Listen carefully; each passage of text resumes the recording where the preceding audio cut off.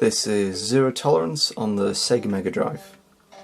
This is one of two games released in the, I suppose, the end of the Mega Drive's heyday, so 1994 and 1995. And these were Zero Tolerance and Bloodshot. And both of these were FPS games, which are quite unusual for the Mega Drive, because whilst we'd had games like Corporation that were, very, very basic 3D, we'd had nothing that approached Doom or even Wolfenstein. So just after Doom came out, this is what the kids wanted, so fortunately a couple of companies decided to make an FPS for the Mega Drive. I think I used to play as this guy. Right.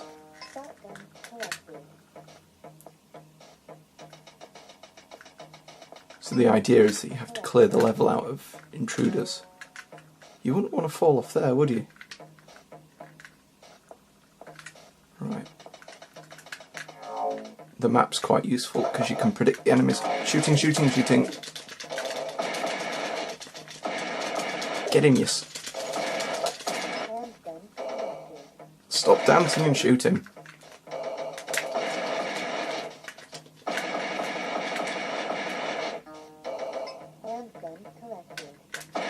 The fire button's a bit... oh, crap. It's a bit unresponsive. There we go. I do like this letterbox format. I know it's a hardware limitation for the Mega Drive, but I think I'm almost conditioned now to widescreen games, particularly first-person shooters, so I can't complain there with this.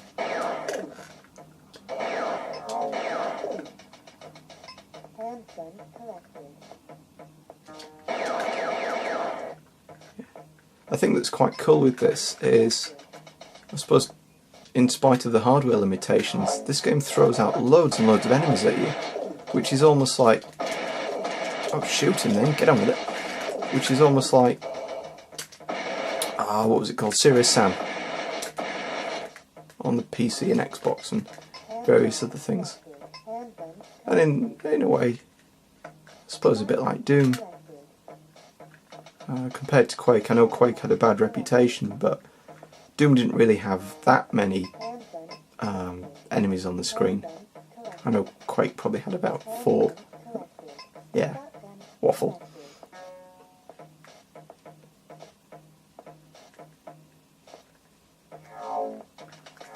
So look at the map. Alright, okay. Go into the central bit then. I think I'll stick to the trusty handgun. Oh shit! Where's he gone? Stop hiding! I think this game looks the most like Wolfenstein rather than Doom. Or games like Gloom that were textured, or in case of Gloom had floor textures, but were really just cubes like Wolfenstein or even Alien vs Predator from the Jaguar. But then again, if you had a Mega Drive, you're not really going to be playing Doom unless you had a... I suppose, yeah, it came out on the 32X, so you'd have to spend a lot of money. I mean, this is certainly impressive considering that it doesn't contain any hardware acceleration chips. Like, not really your super effects, but the ones that were in games like Mario Kart and the SNES, the little coprocessors. This apparently is just a ROM. The cartridge doesn't really contain anything else.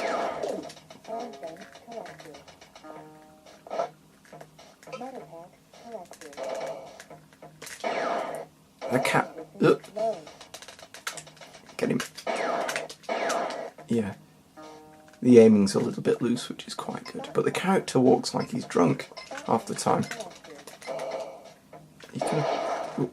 ooh, you can destroy the scenery. I like that. Yeah, you kind of... when you turn, there's a strange momentum to the character.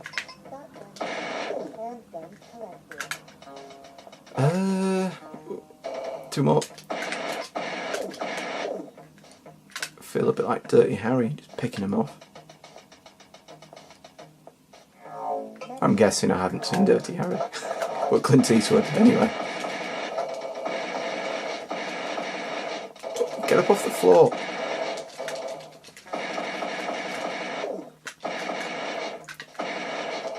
There must be a reloading mechanism because the gun doesn't really, fire when you need it, but you can't tell when he's reloading.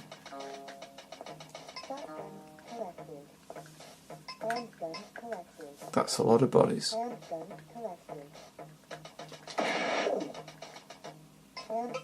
Yeah, this is quite violent. I can imagine when this came out around the time of Night Trap, parent associations would have gone mad with this. Probably. I can't remember. I don't remember hearing anything.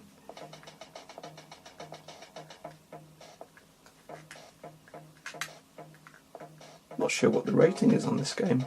I don't recall seeing anything on it. Although it might have been just before the ratings came out. Is it the ELSPA? Oh, there they are. The draw distance is... What's it turning from? Yeah, the draw distance is a bit small. A little bit shallow, so you can't see things too well unless you use the map.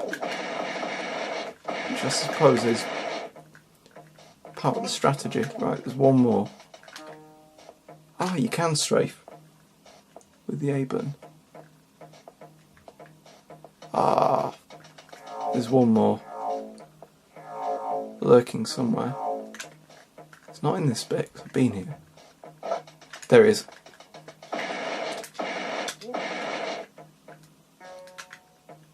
Right, let's get towards the exit then.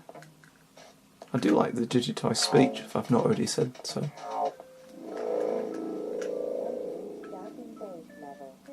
You get lift music.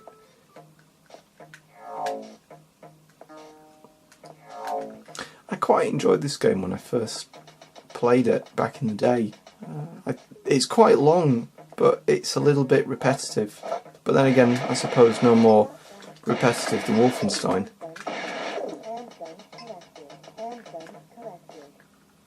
But I think the thing that grates now is this having to clear out the levels.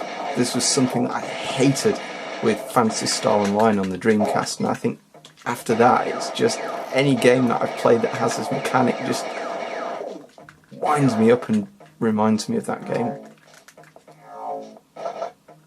I'm a bit of a coward in games. I tend to just run by things if I can. Oh, I'm getting shot up the arse.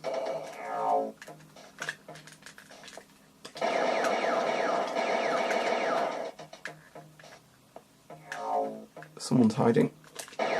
Got ya. Yeah. How long have we been playing for? 8 minutes. Yeah, I think I'll leave it there. I think you've seen all you need to see with this game. The later levels get quite interesting because you go down to hydroponics, so the levels are a little bit varied, or rather the textures are, but the gameplay's the same. And then you get into the area and like, oh crap, there's a load of enemies. I'm getting shot to shit here. Ah. Yeah. This game had a sequel which was unfinished. It must just be because it was at the end of the Mega Drive's life. But both of these games were released online as ROM dumps by the developer, so you can download these for free if you've got an emulator or one of those replay cartridges. Is it replay? Everdrive, that's the one. Everdrive. So you can play these guilt-free.